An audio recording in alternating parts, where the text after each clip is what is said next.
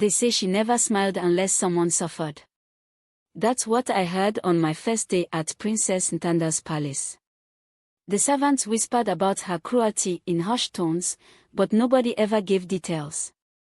It was like talking about her too much would summon her. I was new, just 15, and desperate for work after my parents died. So I brushed off the stories as nonsense. I didn't believe them. Not at first. The day everything changed started like any other. The rain was coming down hard, drumming on the palace roof, and the air smelled of wet earth. I was cleaning the courtyard when one of the stewards approached me.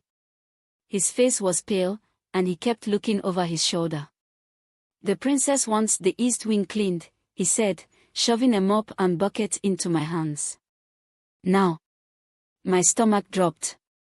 Everyone knew the east wing was forbidden after dark. Even the palace guards avoided it. But what choice did I have? Saying no to Princess Nthanda was unthinkable. So I nodded and walked down the long, cold hallway toward the east wing. The air grew colder as I stepped into the forbidden wing. The walls were lined with old paintings of storm-faced ancestors, their eyes seeming to follow me as I moved. The flickering torchlight made their faces look alive, almost like they were sneering at me. I tried to ignore it, focusing on my work, but the silence was deafening. Then I heard voices. At first, I thought it was the wind howling through the cracks in the stone walls. But as I moved closer to the princess's chamber, the voices grew louder. One was soft and trembling, like someone pleading. The other was sharp and commanding. I froze, recognizing both. The trembling voice belonged to Nkem, a servant who worked in the stables. He was a kind soul, always smiling and helping others. The sharp voice, dripping with authority, was unmistakably Princess Nthanda's.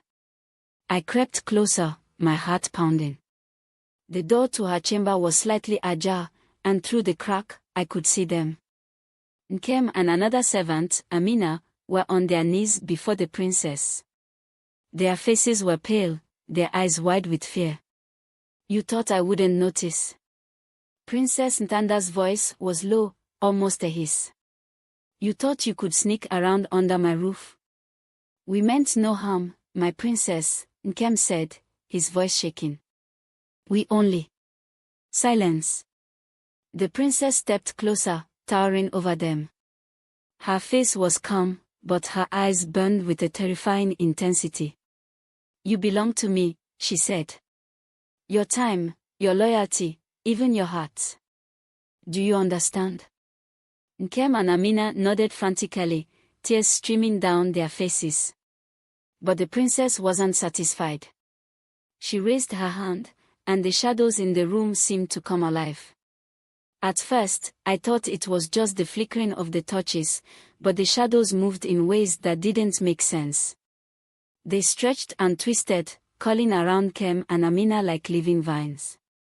Both of them screamed, a sound so raw and agonizing that it made my blood run cold. I wanted to run, but I couldn't move. My legs felt like they were made of stone. I could only watch as the shadows tightened around them, pulling them closer to the princess.